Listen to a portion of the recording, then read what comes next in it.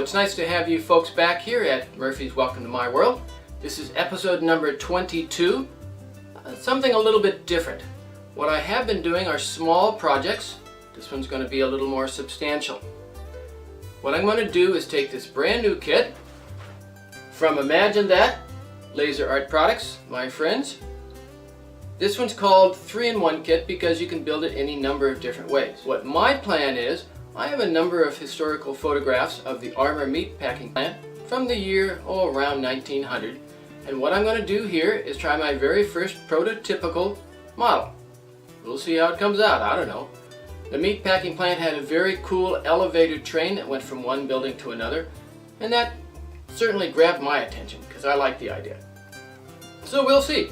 Come along, watch how it develops. Let's go see what's inside the box. Well, to start off with, looks like we have some basic back wall units. They don't have much detail to them, so I think that's probably where they belong, is in the back.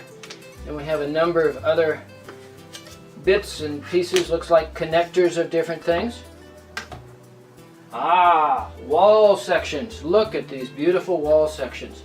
I've done a number of other kits from these folks at Imagine That Laser Art Products, and they always are just amazingly well cut out. Look at all the detail there is burned into this wood. And these are fairly thick pieces of wood, so it looks like they're not going to have a problem of any kind of warping like you can sometimes have from the thinner stuff when you paint them. Moving right along, look at all the detail in these fine parts here. Lots of good stuff is burned into here. Yeah, look at that. Nice, nice, nice. Look at all the detail. Look at that one. That must be the water tower. And here's some more of the water tower. Lots and lots and lots of detail parts when you take one of these kits from the Imagine That Laser Art Products folks. Oh, look at that. Look at that fine detail. Ooh, I'm going to have to be careful. My fat old man fingers sometimes breaks this stuff. Yeah, nice. What have I gotten myself into? Look at all these parts. What am I going to do with them? Well, of course I'm going to put them together is what I'm going to do with them. Oh, nice detail. That must be the upper trim. Ah, look at that. Very, very nice. Well, I'm pretty excited about this kit. I know I've enjoyed the other ones from these folks, but this one, it looks like they've downright outdone themselves. Well, all I can say now is, let's get started. Alright, moving right along, the first thing you have to do with this 3-in-1 kit, for whichever thing you're going to do, is decide which way you want to have it built.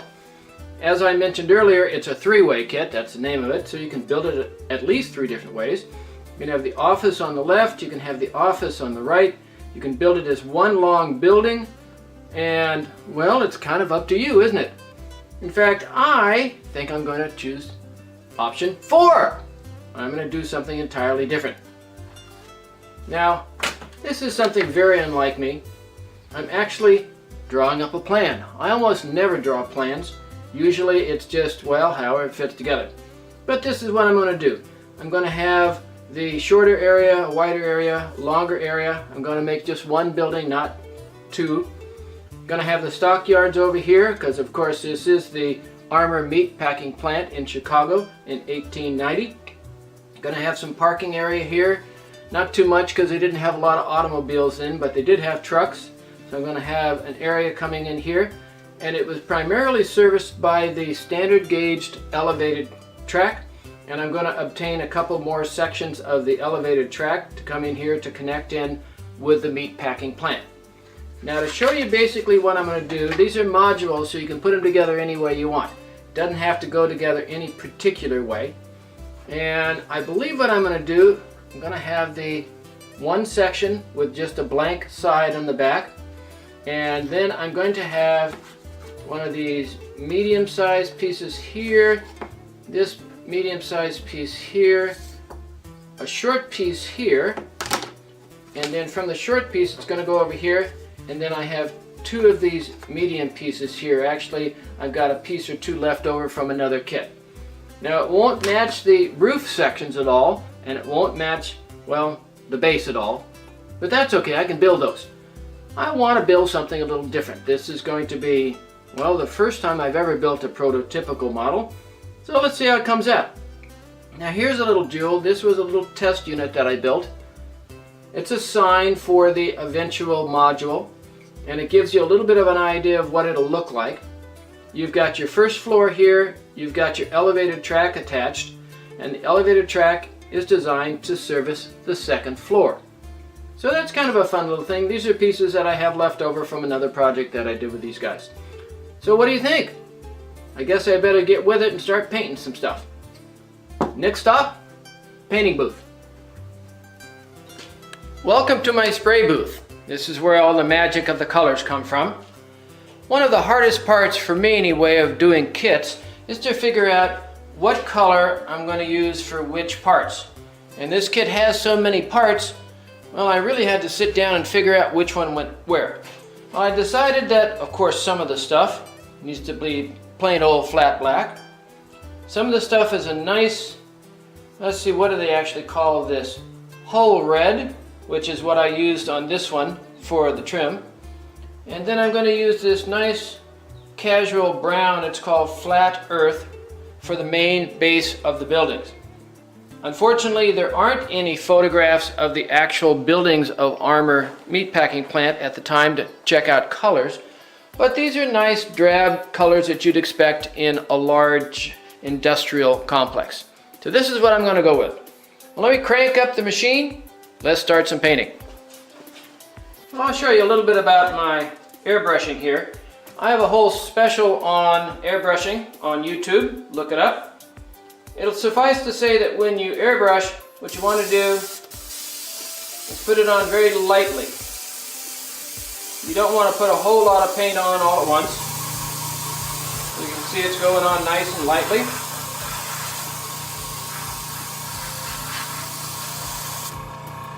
And I like to come from multiple angles. So you paint one direction for a while, trying to get a bit of a covering on it. You come in from another direction and get a covering on it. I find this makes the best coverage. And there you have it. Of course, when you're airbrushing, oops, don't fall over there, buddy. When you're airbrushing, you want to make sure to be in a well-ventilated area. And you can see that came out quite nice. So I'm going to go ahead and finish painting this other stuff, and then we'll move on. We're back inside now. The paint's all dry. You'll see that I put a very light gray wash over the top of it. I didn't really like the paint. It was a little too intense, that reddish color. So I lightened it up a little bit. What we're doing right now is we're taking all of the blank windows out. And you'll see they're taped into place to keep them falling out. They come right out. I don't so much want the blank windows because I'm going to be installing real windows. What I do want are these little window sills here because I'm going to be painting them the same color as the trim. Got to be careful though, they're really small. My fat old man fingers just might lose them. So let me pay attention pulling these out. Once I'm done with this part, I'll be right back. Looking at the texture on the wall unit here, it has a great deal of detail burned into it, but you can't see it real well with the paint. So I'm going to put just a very light ink wash on it. Look at the way it pulls that detail out. Yeah, that looks good. I like that. And you see as I add it, the detail just immediately comes into view. And this wash is about 70%, 75% alcohol, isopropyl alcohol. And it's about 24% ink.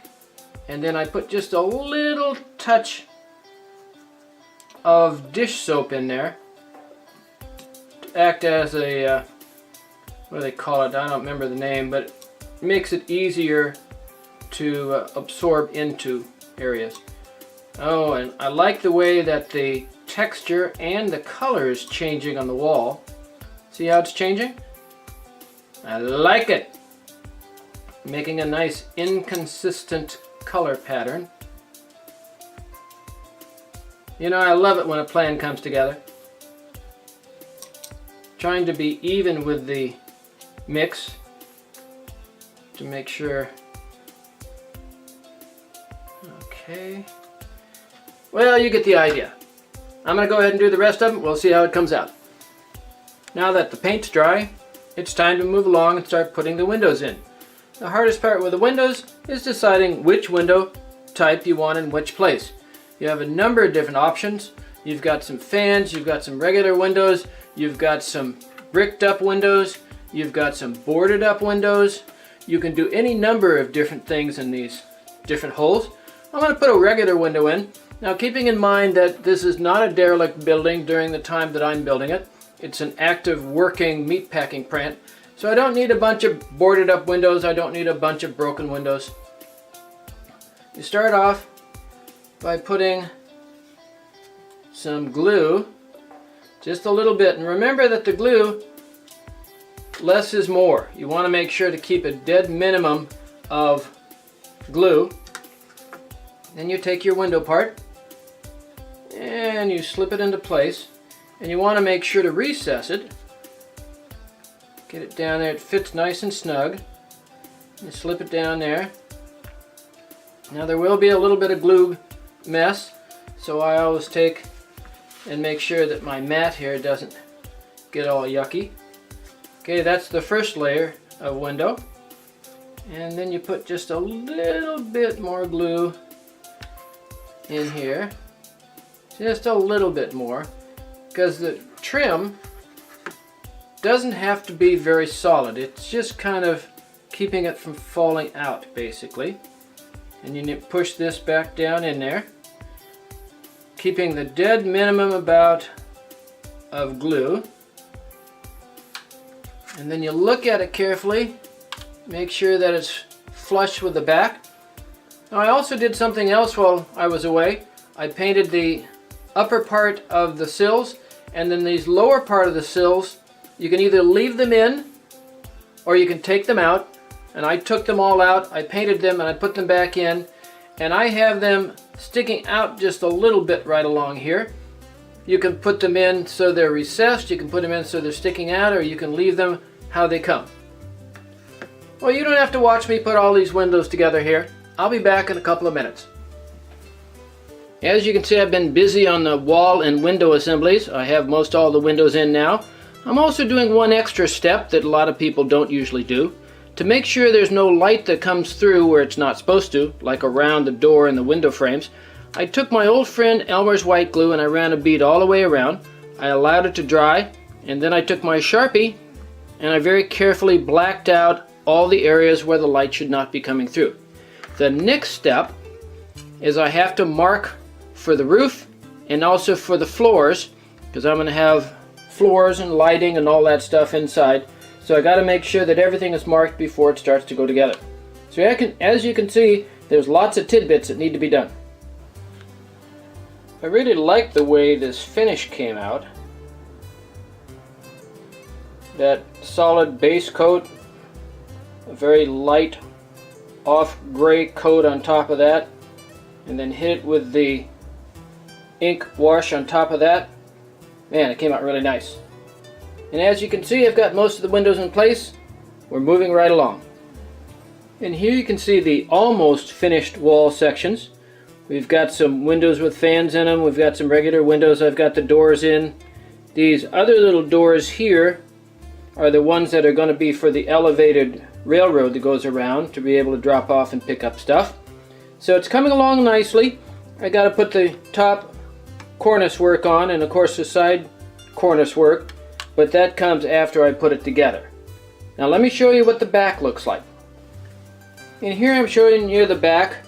You can see that the back isn't nearly as tidy as the front. I've gone through and I've taken and glued all the corners and then colored them with my Sharpie to make sure there's not going to be any light going through. As I mentioned earlier, I'm going to be putting in floors and walls. So I've got all the supports for the roof in the 3 floors and all the pieces that go together. The next question now, since it's not the same as what came with the kit, it's a different design entirely. Well, not entirely, but kind of. I got to figure out how to make the back work, because they give you stuff for the back, but not for this design. And it gives me something to play with. So let's see how it comes out. Now comes an interesting part. Since of course this is a different footprint than was designed in the kit, I have to figure out a back for it. Now they give you the two different size backs, one for the long straight and then one for the L-shaped. And so I'm putting the two of them together. As you can see, I've scribed it here, and now I'm going to have to cut this baby out to make it work. Well, could be interesting. Just one more little project to do. We're almost done with the walls of our building.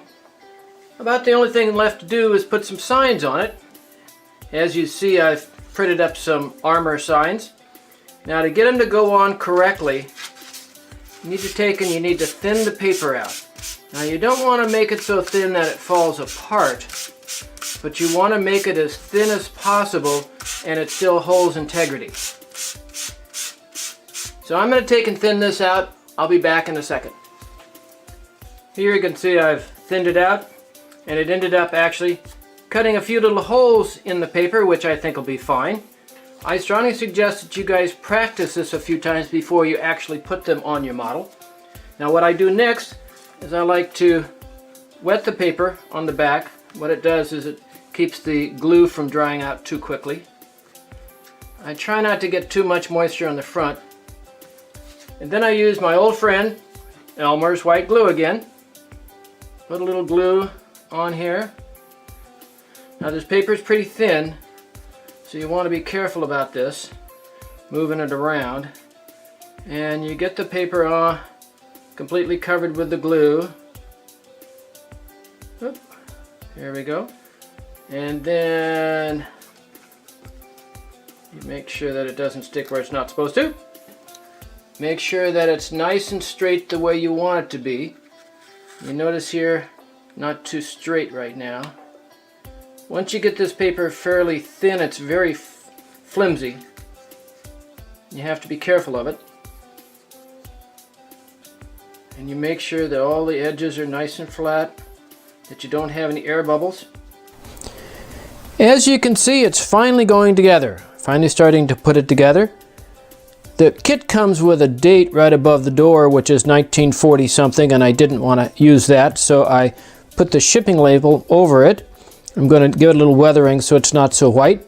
Now as you glue these different sections of wall together, you want to make sure it's absolutely dead square and plumb. So I use this sewing mat, and I'm also using the roof section that comes with it, just because I put it in the inside and it gives it something to lean against. Make sure that everything goes together, make sure everything stays together, and then on the inside what I'm doing is I'm gluing some braces to hold it there. So that gives you a little bit of idea of what's going on. So let me put the rest of the walls together and we'll move on from there. Wow, all of a sudden you start putting some pieces together and it's starting to look like something. Man, I really like it. Turning out great. As you can see, the pieces are having to dry for a while. I'm going to let it dry and then put some other pieces on. For the next item we're going to talk about are all of the extra items, the extra stuff that comes with it. And I'll show you how those go together. While we're letting the glue dry, I'm going to be working on some of the add-ons, the accessories that come with this wonderful kit. I already put together the little staircase house, you might call it. There's this very cool water tank, which this part comes flat. You got to boil it in water, get it good and soaked, and then put it around something round and let it dry. It comes with a number of wood pallets that you have to glue together, which looks like fun. And then of course you got your loading dock. So you have a number of different bits and pieces to put together. And after I get them done, I'll let you have a look at them. What you see here are the auxiliary accessories in different stages of construction. I like doing it this way when you have a whole bunch of small things that have to go together, because you can work on one thing for a while and while it's drying, go to something else and go to something else. These are the pallets. This is the loading dock. It's about half finished. This is the water tank. Of course, I finished up the stair house earlier. These are ventilation shafts. So all this stuff, these are going to be the extra add-ons as we get to actually putting our kit together. Here's a fun little technique that I'd like to share with you guys. I've had this situation before where they give you a top and you bend it, take one piece out and bend it to make it fit, but then you have these ridges left over, these holes, and what I find works real good is take a little bit of your Elmer's white glue. Uh-oh, it's getting sticky. And then you just run the glue down a crack, fill it all up. Now it oftentimes takes 2 or 3 applications to fully fill the holes properly, but you'll see it just fills it up nicely. After you let it dry, you take and you sand it off very mildly to make it nice and smooth, and then you paint right over it. So that's a fun little technique I just wanted to share. You can see I've been busy. Here's the loading dock, and look at the beautiful color that comes with it. I didn't have to color it at all. And we have a whole bunch of the pallets, have the stair house, I guess you'd call, I don't know. I've got some vents that were done, and the water tank. Man, the water tank came out really nice. Of course, if I'm going to be putting open doors in a structure, you have to have something inside. So I've started putting some stuff inside that you can see from the other side. What do you think? Starting to look pretty fun, isn't it? The next step is finishing the front of the building.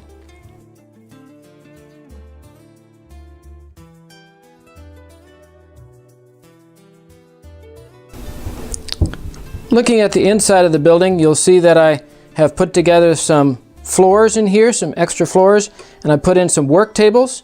I've got some lights inside. I don't really have much in the way of animals to put on the tables for cutting up because it was Armour Meat Packing Plant after all. But I do have some of these other assorted farm animals that I'm going to cut up into small pieces, and of course I'm going to put them on the different tables, and I'm going to have worker bees behind them working on them.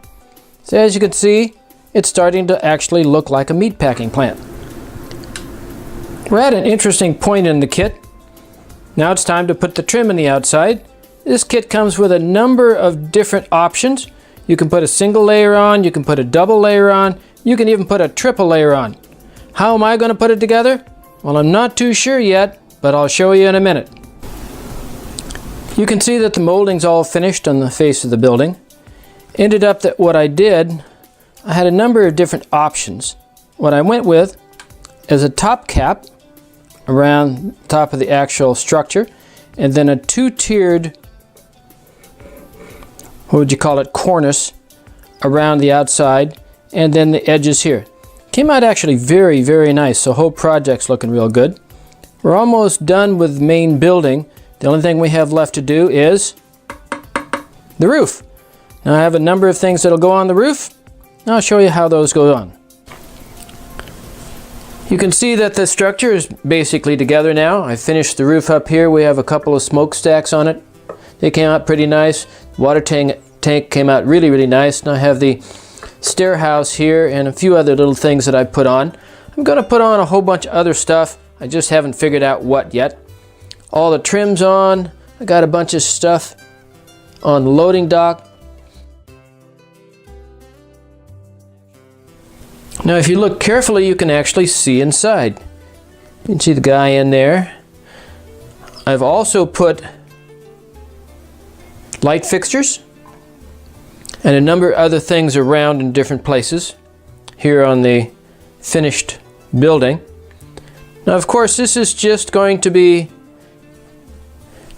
a work in progress, because the next part, of course, I have to start thinking about putting the raised elevated track in here. It'll be about this height here, so it'll accommodate the 3 doors that are on the building. Well, we'll see how this all works out. Certainly has been a lot of fun so far. This represents the end of part 1 of the film, and then I'm going to put together a second part for the construction of the elevated track and the diorama. So let's get started on things.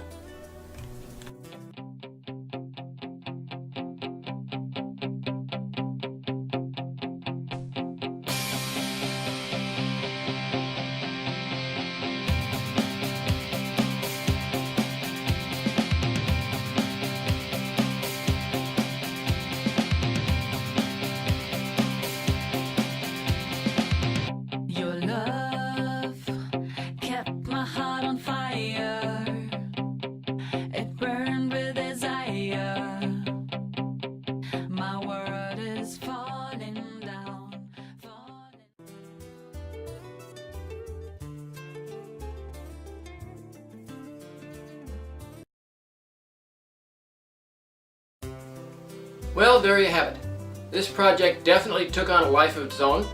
This 3-in-1 kit from Imagine That Laser Art Products certainly came out to be an interesting adventure. Well, hopefully you guys had as much fun as I did, and I'd like to cordially invite you folks to come back and join us here at Murphy's Welcome to My World anytime. Have fun with your trains.